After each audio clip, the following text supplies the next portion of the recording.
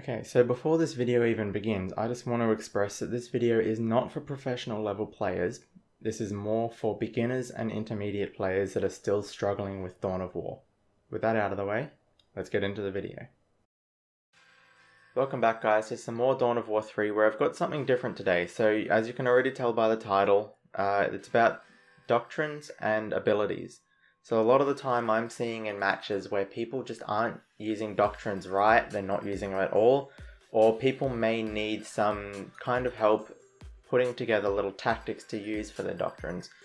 So today's video is about all of that because, yeah, it's just, I feel like a lot of people just aren't comprehending it or not using it right. A lot of you are, don't get me wrong, a lot of you are, and that's great to see. I love seeing that people know how to play the game. Like obviously there's people out there that are like 1,000 times better than me, no doubt about it. I'm probably, you know, like medium skill level to a lot of people out there, and I don't have a problem with that. I'm still enjoying the game, I'm still enjoying content, and I'm still, you know, I'm here, I'm making content, and I just want to be able to have more people enjoy the game as well without getting their ass kicked pretty much every single time. So yeah, I'm going to start with a couple of different things to note about doctrines first. So we'll get into that one first. Okay, so the first thing we need to note is that there are 5 types of doctrines available, excluding ones that make extra buildings. So the first one we've got is abilities, adding extra abilities to target units, for example the frag grenades for the tactical marines. Ability modifiers, modifying existing abilities, increasing or decreasing damage, length, cooldown, etc. Improved plasma grenades for Dire Avengers are a perfect example of that one. Attribute addition, adds additional features like reinforcement points on structures. Get to Dawa for Orc War Towers are a great example of that.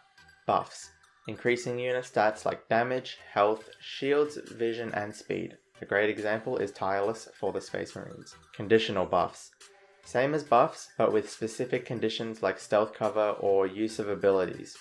Great example, Reaper Focus for the Dark Reapers. Another thing you will need to note guys, this is obviously not for advanced people, this is mostly for the beginners that just haven't figured this out yet, but each game has 6 doctrines. So obviously you have the 3 that you pick per match, then you have the 3 that you pick for your elites. Elites have 2 doctrines each, one which is made available as soon as you get the game, a second one is then available through level up. Okay, so now we're going to move on to tactics. By tactics, I mean doctrines that work well together or with abilities and units. We're going to go through each of these per race. First, we have Jonah's Blind Doctrine, and that one is great to be paired up with Devastators. First, you will need Scout units and Devastator units. The Scout units will be there to see units coming, obviously as they are stealth. The Devastators will then be sat in position ready to shoot. As the scouts will see the units coming, you will have time to prepare the grenades and throw them on top of the units for the Devastators to then shred through them. Slow Death and Assault Leap. Slow Death will be used to keep units in position at a slow pace, while the Assault Marines will then have time to Assault Leap or jump on top of the units and tear through them. Pin with Las Cannons. Pin is used to immobilize the vehicles, while the Las Cannons are then used to shred through the vehicles. Obviously the Las Cannons cannot use Pin themselves, it is for the Devastator Marines. Next up, the Eldar. Plasma grenades on the Dire Avengers will allow Banshees to have more time to close gaps, and the Scorpion's Presence Hunter will be used to increase speed of those Banshees as well. You will need the Scorpions out on the field in order to use this one. Bone Singer Energy Shields. Bone Singers have a neat little ability once this doctrine is in your party, to be able to place down energy shields, and no units can come through those shields. Your units are able to shoot and proceed through them without a problem. Enemy units, however, will have to take down the shield before they can even get past it. These shields are great to place Dark Reapers behind, while enemy Banshees will try to come through them. Unfortunately, this is not a tactic used against Assault Marines because they can jump over them or Assault Leap through them. Reaper Focus and Rangers. Reaper Focus allows Dark Reapers to have further vision available while in cover. Rangers will then be able to shoot further as well because of the extra vision provided. Orcs. Beauty's Command Custom Force Field and Common for the Looters. With the Force Field on the War Towers, you're able to place units inside that shield as well. While that Force Field is available, you're able to put Looters and Tank Busters, for example, inside that shield, If you feel that you're at a disadvantage in this fight, opponent vehicles will not be able to push through that shield, and that will give you more of an advantage to be able to push through to them.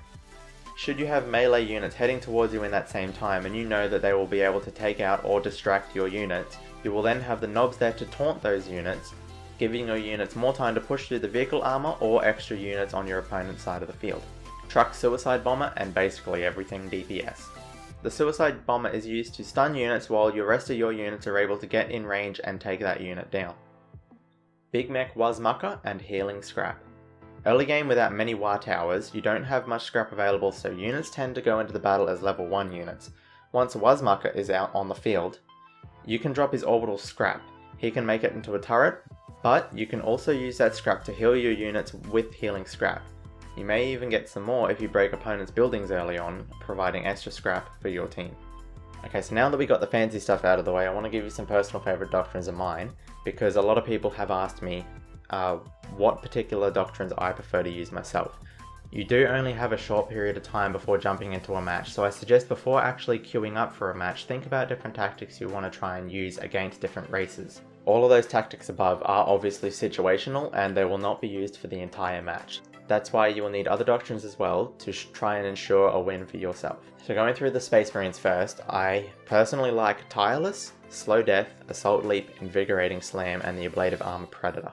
You'll see most of those ones used in all of my videos. Unfortunately, Tireless did get a bit of a debuff in the last patch, which is a bit unfortunate. I haven't used it since because I just haven't had a chance to, but it could still very well be in my top 5 at least. Eldar, my personal favourites, you see in pretty much every single video. I have added a new one to that recently, but the improved Plasma Grenades, Avenger Shields, and the Crippling Blast. The extra one I added in recently to that favourite list was actually the Reaper Focus for the Dark Reapers.